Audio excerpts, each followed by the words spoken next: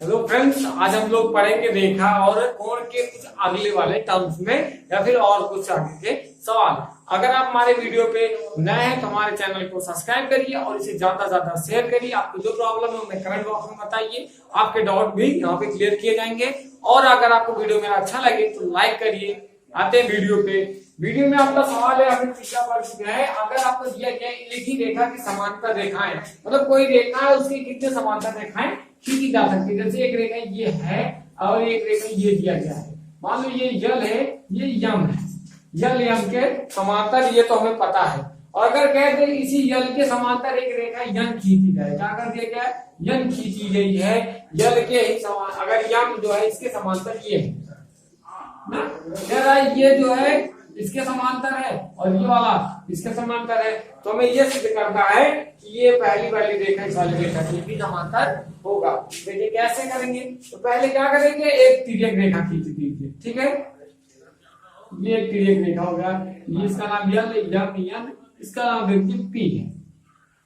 अब देखिए यहां से आप इस कोण का नाम दे दीजिए कोण 1 है, इसका नाम दे दीजिए कोण 2 है और इसका नाम दे दीजिए कोण 3 है। हमें क्या करना, सिद्ध करना है, दिया गया है। हमें क्या दिया गया है, दिया है कि जो पहली रेखा यल है वो समांतर रेखा है यम की। यल क्या है, यम के समांतर है। और दिया गया है यम दूसरी वाली रेखा तीसरी रेखा के समांतर है। यम पैरेलल यन के दूसरी रेखा तीसरी वाली रेखा के समांतर है। तो आपको बताना है, सिद्ध भी करना है। क्या सिद्ध करना है कि पहली वाली रेखा तीसरी वाली रेखा के समांतर है। पहली वाली रेखा क्या यल है, वो समांतर है किसके, लास्ट वाली रेखा यन ना। अब देखिए पहला कंडीशन दिया गया तो पहले देख लीजिए।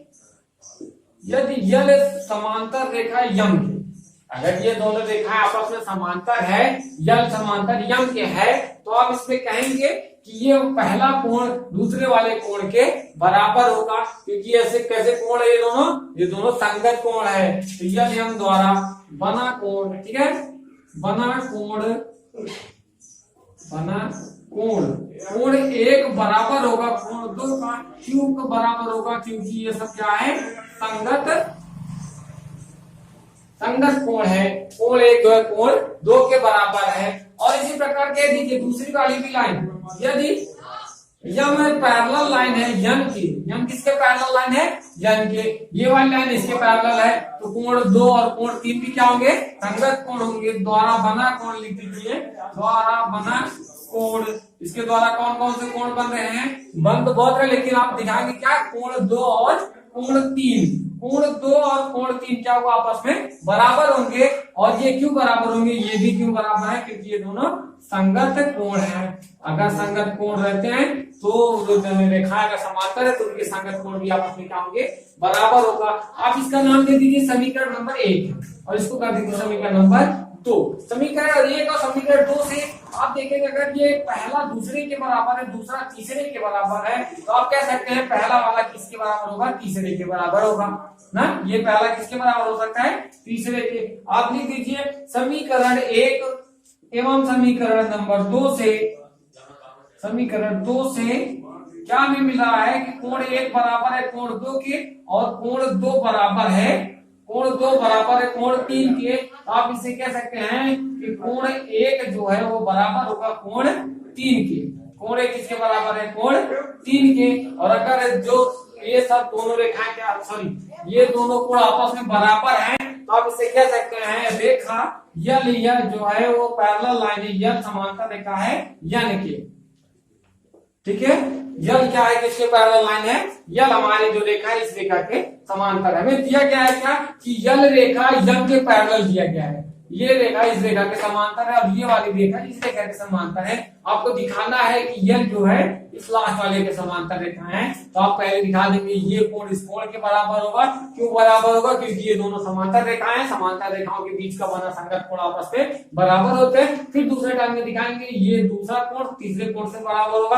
क्यों बराबर होगा, क्योंकि ये दोनों समांतर रेखाएं हैं, इसके बने दोनों संगत कोण क्या हुए, आपस में बराबर हो गए। अगर ये समीकरण 1 और समीकरण 2 से हमने कह दिया कि अगर वो पहला टर्म दूसरे से, दूसरा तीसरे से बराबर है, तो पहला वाला भी तीसरे से बराबर होगा।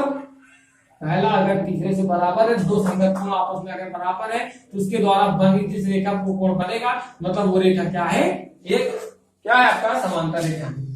ठीक है, आपको प्रश्नावली 6.2 के सवाल पहला दिया गया है कि x और y का मान बताइए चित्र में से देख के, और उसका दर्शाइए कि ए बी रेखा सीधी रेखा के समांतर है। अगर आपको इस चित्र में दिया गया है तो आपको क्या दिख रहा है, पहला दिखाना है x और y का मान निकालना है, ये x और ये वाली y की वैल्यू बतानी है, और दूसरा दिखाना है कि ए बी रेखा सीधी रेखा के समांतर है। तो आप मान लीजिए ये रेखा का नाम P और ये Q दे दीजिए, क्या नाम दे दिया गया, पी क्यू। तो अगर देखेंगे कि रेखा पी क्यू पर एक खड़ी रेखा है, पी क्यू पर खड़ी रेखा, क्या आपकी खड़ी रेखा है, खड़ी रेखा इसका वैल्यू इसमें दे दीजिए ये ओ है, और इसको दे दीजिए ओ डैश। खड़ी रेखा क्या है, ओ ए है, खड़ी रेखा क्या है, ओ ए है। और जब कोई रेखा किसी पर खड़ी रहती है उसके द्वारा बने कोण जो होते हैं वो क्या होंगे, ये दोनों कोणों का योगफल कितना अंश का होगा, 180 अंश का होगा। मतलब कोण ए ओ क्यू प्लस कोण ए ओ एक्स, सॉरी ए ओ डैश बराबर 180 अंश ना। ए ओ क्यू की वैल्यू दी गई है 50 प्लस ए ओ डैश प्लस बराबर 180 अंश। 50 इधर जाएगा, इधर क्या जाएगा, माइनस हो जाएगा, और ए ओ डैश की वैल्यू आपकी कितनी है, x है, x बराबर आ गया 180 में से ये 50 इधर ले जाके क्या करेंगे, घटा देंगे। 150 में से 80 घटाएंगे, कितना आ जाएगा, 130 आ गया। मतलब आपका देख रहे वैल्यू x की वैल्यू क्या आ गई है, 30 आ गई है। फिर देखो आ गया x का वैल्यू आ गया, कितना आ गया, 130 आ गया। मतलब ये वैल्यू कितना है, 130 है। अभी देखिए कि रेखा पी क्यू और सीडी एक ही बिंदु पर क्या कर रही है, प्रतिच्छेद कर रही है, एक बिंदु पर प्रतिच्छेद कर रही है। और कौन सा बिंदु है प्रतिच्छेद कर रही है, प्रतिच्छेद कर रही है ओ डैश पर। तो कोण पी ओ डैश सी बराबर होगा कोण बी ओ डैश ओ की। ये देखिए पी ओ डैश सी ये वाला कोण और इस कोण के बराबर होगा, मतलब y की वैल्यू कितने बराबर होगी, और इसकी वैल्यू जो y है और इसकी वैल्यू कितना आ जाएगा, पी ओ वाई की वैल्यू, पी ओ सी की वैल्यू 130 अंश है, और इसकी वैल्यू कितनी है, y है। तो y की वैल्यू कितनी निकल के आ गई है, 130 अंश है।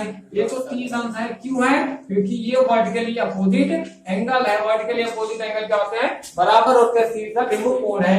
ये अगर y है तो ये भी y ही होगा, और जब ये 130 अंश है तो ये भी कितने अंश का होगा, 130 अंश का होगा।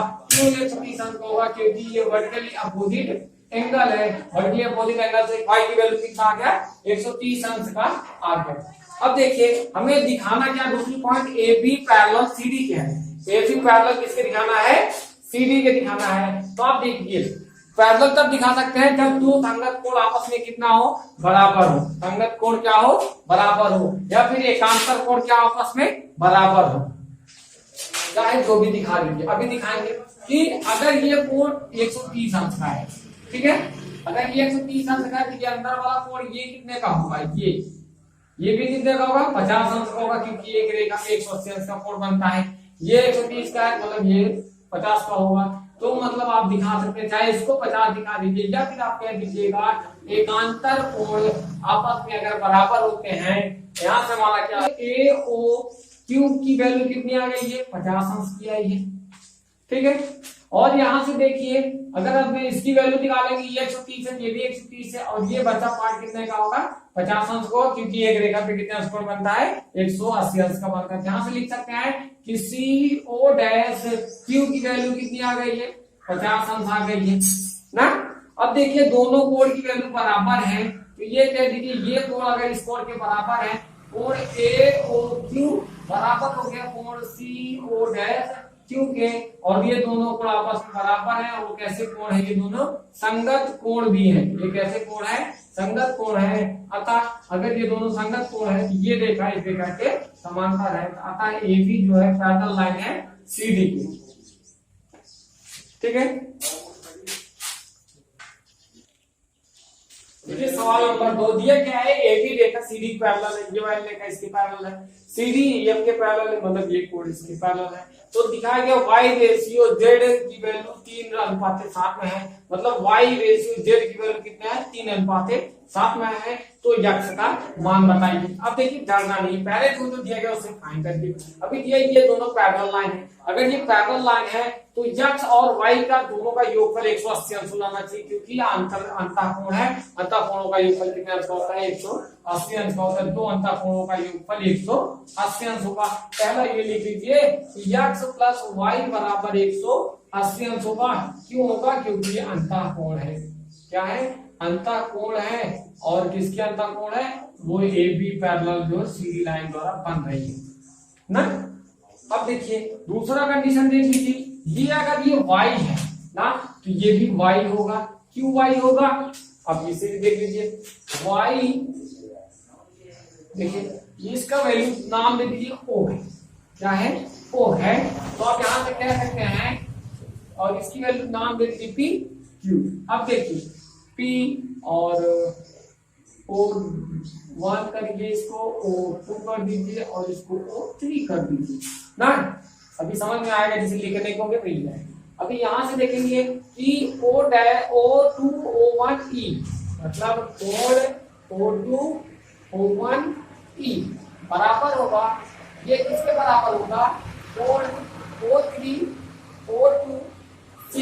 कैसे, मतलब ये वाला कोण इस वाले कोण के बराबर होगा। क्यों बराबर होगा, क्योंकि ये सब क्या है, दो समांतर रेखाओं से संगत कोण बने हैं। दो समांतर रेखा ये दोनों सीधी और पैरेलल है।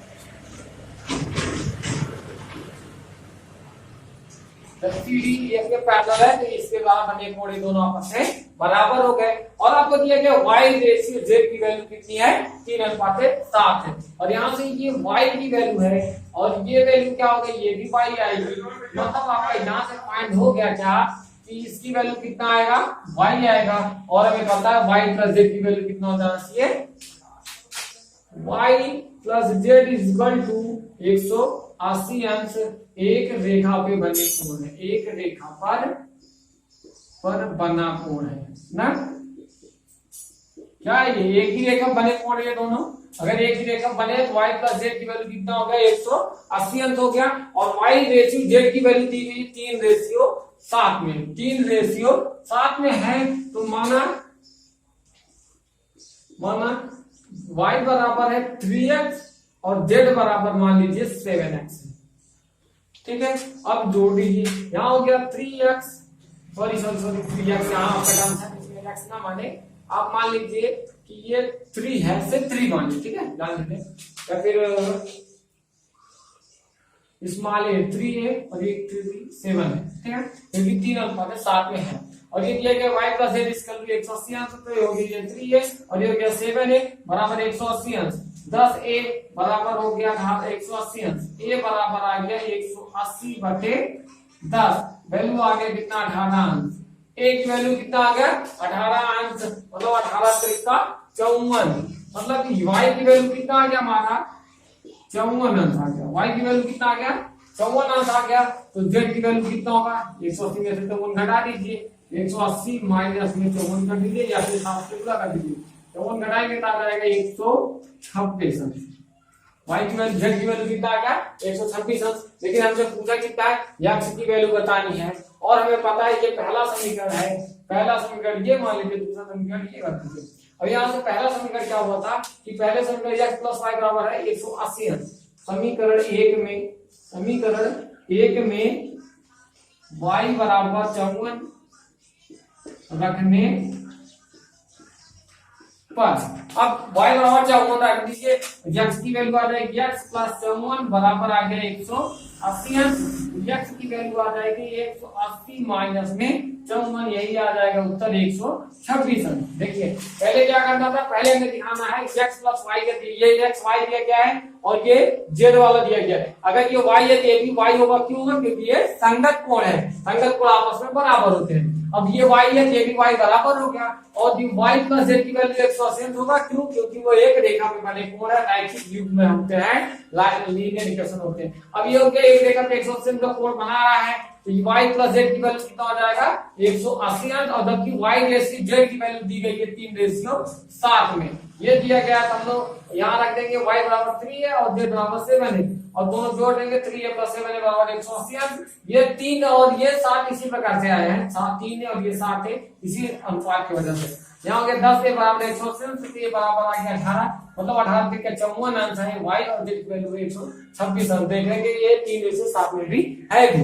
अब देखिए y की वैल्यू जब आ गया 54 अंश, हमें यहाँ पता था x प्लस y बराबर 180 अंश है, तो इसी समीकरण नंबर 1 मान लीजिए, और समीकरण नंबर 1 में y की वैल्यू 54 रख दीजिए। y की वैल्यू जब 54 रखेंगे तो x की वैल्यू आ जाएगी, x की वैल्यू आ जाएगी 180 माइनस में 54, 180 में से जब 54 घटाएंगे तो आ जाएगा कितना 126 अंश आ जाएगा।